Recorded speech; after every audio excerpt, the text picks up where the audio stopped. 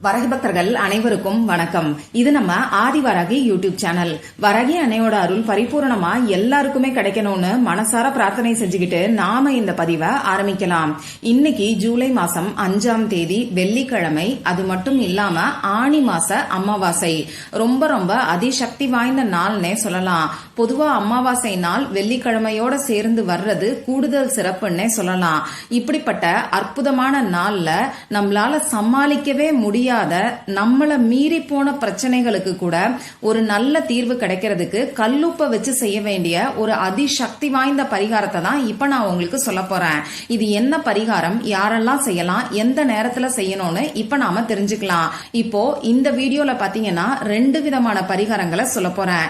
இந்த 2 பரிகாரங்களுமே நமக்கு பூஜை இல்லாத, வழிபாடு இல்லாத பரிகாரங்கள் தான். பெண்கள் பீரியட்ஸ் டைம்ல செய்யலாமான்னு கேட்டீங்கன்னா இப்ப நான் சொல்ல போற இந்த 2 பரிகாரத்தையும் தாராளமா செய்யலாம். பிறப்பு தீட்டு இறப்பு தீட்டு இருக்கிறவங்களும் செய்யலாம். அசைவம் சாப்பிட்டதுக்கு அப்புறமா செய்யலாம். இப்ப நான் சொல்ல போற இந்த 2 பரிகாரங்களையுமே நீங்க உங்க வீட்டுல இருந்து மட்டும்தான் செய்யணும். இப்ப நான் உங்களுக்கு முதல்ல சொன்ன மாதிரி தலைக்கு மேல இருக்கக்கூடிய பிரச்சனைக்கு கூட ஒரு நல்ல தீர்வு கிடைக்கிறதுக்கு கல்லுப்பை வச்சு செய்ய வேண்டிய பரிகாரத்தை முதல்ல நாம தெரிஞ்சுக்கலாம். அடுத்ததா நடக்கவே நடக்காதுன்னு நாம நினைச்சுக்கிட்டு இருக்கக்கூடிய விஷயம் கூட உடனடியா நிறைவேறதுக்கு, அதாவது நமக்கு இருக்கக்கூடிய நியாயமான ஆசைகளும் விருப்பங்களும் நிறைவேறதுக்கு இன்னைக்கு நைட்டு செய்ய வேண்டிய இன்னொரு சக்தி வாய்ந்த பரிகாரத்தை 2வது பரிகாரமா நான் உங்களுக்கு சொல்றேன். சரி, இப்ப நாம முதல் பரிகாரம் என்னன்னு தெரிஞ்சுக்கலாம். இந்த பரிகாரத்துக்கு தேவையான பொருட்கள் என்னன்னு பாத்தீங்கன்னா, ஒரு கைப்பிடி அளவுக்கு கல்லுப்பு நமக்கு தேவைப்படும். அடுத்ததா கண்ணாடி டம்ளர் நமக்கு தேவைப்படும். இந்த டம்ளர்ல ஊத்தி வைக்கிறதுக்கு தண்ணீர் நமக்கு தேவைப்படும். ஆர்ஓ வாட்டர், கேன் வாட்டர் எல்லாம் யூஸ் பண்ண வேண்டாம். சாதாரணமா கிரவுண்ட் வாட்டரை இந்த பரிகாரத்துக்கு நீங்க பயன்படுத்திக்கோங்க. ஏன்னா அதுலதான் உயிர் சத்துக்கள் அதிக அளவுல இருக்கும், உயிர்ப்பு தன்மை இருக்கும். அடுத்ததா நமக்கு தேவைப்படக்கூடிய முக்கியமான ஒரு பொருள் என்னன்னு பாத்தீங்கன்னா, ஒரே ஒரு கிராம்பு இந்த பரிகாரத்துக்கு நமக்கு தேவைப்படும். மொட்டுக்கள் உடையாத நல்ல கிராம்பை பார்த்து எடுத்துக்கோங்க. இவ்வளவுதான் நமக்கு தேவையான பொருட்கள். இப்போ இந்த பரிகாரத்தை எப்ப செய்யணும்னு நான் உங்களுக்கு சொல்றேன். இன்னைக்கு நமக்கு அமாவாசை. இன்னைக்கு நைட்டு 12 மணிக்குள்ள நீங்க எப்ப தூங்க போறீங்களோ அப்ப இந்த பரிகாரத்தை செஞ்சுட்டு தூங்குங்க. முதல்ல உங்க முகம் கை கால கழுவிட்டு வந்து நீங்க தூங்கக்கூடிய இடத்துல உட்கார்ந்துகிட்டு இந்த பரிகாரத்தை நீங்க செய்யுங்க. உங்க கையில கைப்பிடி அளவுக்கு கல்லுப்பை வச்சு மனசார உங்க குலதெய்வத்துக்கிட்ட பிரார்த்தனை செய்யுங்க. உங்களுக்கு இருக்கக்கூடிய கஷ்டங்கள் எல்லாத்தையுமே சொல்லி மனசு உருகி பிரார்த்தனை செஞ்சுக்கோங்க. என்னால இந்த பிரச்சனையெல்லாம் சமாளிக்கவே முடியல, இதுக்கு நீதான் ஒரு நல்ல வழிய காமிக்கணும்னு சொல்லி உங்க குலதெய்வத்துக்கிட்ட முழுசா சரணடைஞ்சிருங்க. குலதெய்வம் யாருன்னு தெரியாதவங்க உங்க இஷ்ட தெய்வத்துக்கிட்ட இந்த மாதிரி வேண்டுதல் வச்சுக்கோங்க. இப்படி நீங்க பிரார்த்தனை செய்யறதுக்கு முன்னாடி உங்க பக்கத்துல ஒரு கண்ணாடி டம்ளர்ல தண்ணீரை நிரப்பி வச்சுக்கோங்க. கல்லுப்ப உங்க கையில வச்சு பிரார்த்தனை செஞ்சதுக்கு அப்புறமா அந்த கல்லுப்ப அந்த தண்ணீர்ல நீங்க போட்டுருங்க. கூட சேர்த்து அந்த கிராம்பையும் நீங்க அந்த தண்ணீர்ல போட்டுருங்க. இதுக்கப்புறமா இந்த டம்ளரை நீங்க மூடி வைக்க கூடாது. இந்த டம்ளர் தண்ணீரையும் கல்லுப்பையும் நீங்க படுத்து தூங்கக்கூடிய இடத்துல உங்க தலைக்கு பக்கத்துல வர்ற மாதிரி வச்சுக்கோங்க. கீழே தரையில படுத்து தூங்குறவங்க தலைக்கு பக்கத்துல வர மாதிரி வச்சுக்கோங்க.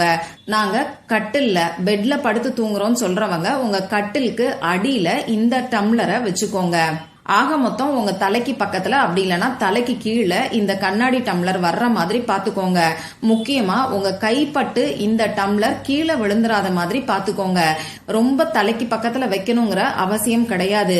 ஒரு 2 அடி தூரம் தள்ளி கூட இந்த டம்ளரை நீங்க தாராளமா வைக்கலாம். கைப்பட்டு தட்டி விடாத தூரத்துல பார்த்து கவனமா வச்சுக்கோங்க. நாளைக்கு காலையில எந்திரிச்ச உடனேயே நீங்க பிரஷ் பண்றதுக்கு முன்னாடி இந்த டம்ளரை கொண்டு போய் கால்படாத இடத்துல ஓரமா நீங்க ஊத்தி விட்டுருங்க.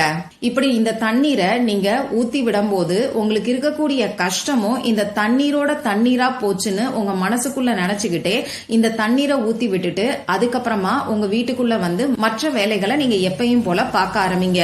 இந்த பரிகாரத்தை முழு நம்பிக்கையோட செய்யும் போது நிச்சயமா உங்களால சமாளிக்கவே முடியாத பிரச்சனைகளுக்கு கூட ஒரு நல்ல தீர்வு கிடைக்கும். ட்ரை பண்ணி பார்த்துட்டு மறக்காம எனக்கு ரிசல்ட்டை ஷேர் பண்ணுங்க.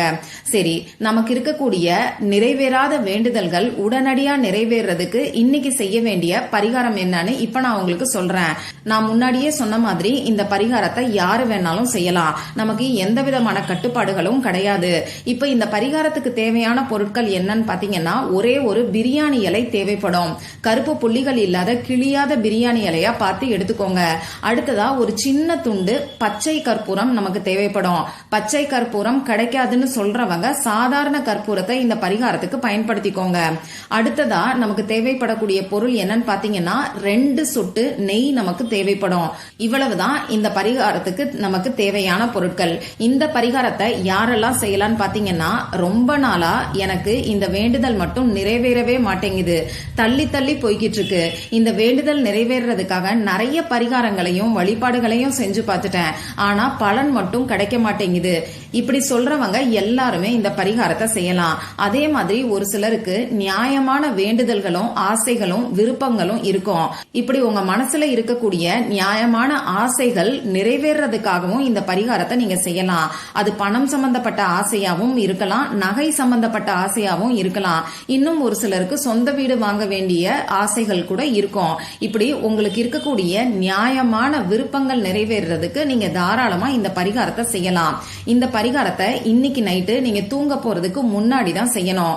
இப்ப நான் இந்த வீடியோல சொல்லியிருக்கக்கூடிய 2 பரிகாரங்களையும் ஒன்னா சேர்த்து செய்யலாமான்னு கேட்டீங்கன்னா தாராளமா செய்யலாம். அப்போ முதல்ல இப்ப நான் சொல்ல போற பரிகாரத்தை செஞ்சு முடிச்சிட்டு அதுக்கப்புறமா அந்த கல்லுப்பு பரிகாரத்தை நீங்க செய்யுங்க. இப்ப நான் சொல்றேன் இந்த பரிகாரத்தை நீங்க உங்க வீட்ல ஹால்ல இருந்து செய்யணும். இப்போ உங்க வேலையெல்லாம் முடிச்சிட்டு உங்க வீட்ல ஹால்ல தேவையான பொருட்களை பக்கத்துல எடுத்து வச்சுக்கிட்டு உட்கார்ந்துக்கோங்க. இப்போ இந்த பரிகாரத்தை நீங்க உங்க ஃபேமிலி மெம்பர்ஸ்க்காக செய்யலாம். ஆனா ஒரு சமயத்துல ஒரே ஒரு வேண்டுதல் மட்டும் தான் வைக்கணும். இப்போ உங்க வேலையெல்லாம் முடிச்சதுக்கு அப்புறமா உங்களுடைய வேண்டுதலை மட்டும் உங்க மனசுக்குள்ள நிலைநிறுத்திக்கோங்க. முக்கியமா இருக்கக்கூடிய ஒரே ஒரு வேண்டுதலை மட்டும் உங்க மனசுக்குள்ள நிலைநிறுத்திக்கிட்டு நீங்க எடுத்து வச்சிருக்கக்கூடிய பிரியாணி இலையில இப்ப நான் கொடுத்திருக்கக்கூடிய ஹீலிங் கோட எழுதிக்கோங்க. அந்த ஹீலிங் கோடு என்னன்னு இப்ப நான் உங்களுக்கு சொல்லி காமிக்கிறேன். 7177. இதை எழுதினதுக்கு அப்புறமா அந்த பிரியாணி இலைக்கு பின்பக்கமா திருப்பி யாருக்காக இந்த வேண்டுதல் வைக்கிறீங்களோ அவங்களோட பேரை எழுதி என்ன வேண்டுதலோ அதை ஒரே வார்த்தையில எழுதிக்கோங்க. உதாரணத்துக்கு சொல்லணும்னா பணம், திருமணம், குழந்தை, கணவன் மனைவி ஒற்றுமை, இப்படி வேலை, இப்படி ஒரே வார்த்தையில உங்க வேண்டுதல் எழுதிக்கோங்க. இப்போ இந்த பிரியாணி இலைய ஒரு சின்ன அகல் விளக்குல வச்சுட்டு அதுக்கு மேல ஒரு சின்ன துண்டு பச்சை கற்பூரத்தை வச்சு 2 சொட்டு நெய் விட்டு இந்த பிரியாணி இலைய ஏத்தி வைங்க. இந்த பிரியாணி இலை நல்லா எரிஞ்சு முடிக்கிற வரைக்கும் அந்த இடத்திலே உட்கார்ந்துகிட்டு உங்க வேண்டுதல் நிறைவேறிட்டதா உங்க மனசுக்குள்ள சந்தோஷமா நினைச்சுக்கிட்டு இருங்க. இவ்வளவுதான் இந்த பரிகாரம். இந்த பிரியாணி இலை எரிஞ்சு முடிச்சதுக்கு அப்புறமா இதுல இருந்து வரக்கூடிய சாம்பலை உங்க வீட்டுக்கு வெளியில வந்து இந்த பிரபஞ்சத்துக்கு நன்றிய சொல்லி ஊதி விடுங்க. எந்த அளவுக்கு நம்பிக்கையோட இந்த பரிகாரத்தை நீங்க செய்யறீங்களோ அந்த அளவுக்கு உங்களுடைய ஆசைகள் நிச்சயமா கூடிய சீக்கிரத்திலேயே நிறைவேறும். ட்ரை பண்ணி பார்த்துட்டு மறக்காம எனக்கு ரிசல்ட்டை ஷேர் பண்ணுங்க. இந்த பதிவுல உங்களுக்கு ஏதாவது சந்தேகம் இருந்துச்சுன்னா எனக்கு கமெண்ட் பாக்ஸ்ல கேளுங்க. அதை நான் உங்களுக்கு உடனே தெளிவுபடுத்துறேன். இந்த பதிவு உங்களுக்கு பிடிச்சிருந்தா லைக் பண்ணிட்டு உங்க ஃப்ரெண்ட்ஸ் அண்ட் ஃபேமிலி கூட ஷேர் பண்ணுங்க. இந்த மாதிரி அந்தந்த நாளுக்கும் நேரத்துக்கும் திதிக்கும் உரிய வழிபாடுகளையும் பரிகாரங்களையும் நீங்க மிஸ் பண்ணாம தெரிஞ்சுக்கிறதுக்கு நம்ம சேனலை மறக்காம சப்ஸ்கிரைப் பண்ணிட்டு பக்கத்துல இருக்கக்கூடிய பெல் ஐகானையும் பிரஸ் பண்ணிக்கோங்க. மற்றும் ஒரு பயனுள்ள பதிவுல நாம சந்திக்கலாம். நன்றி.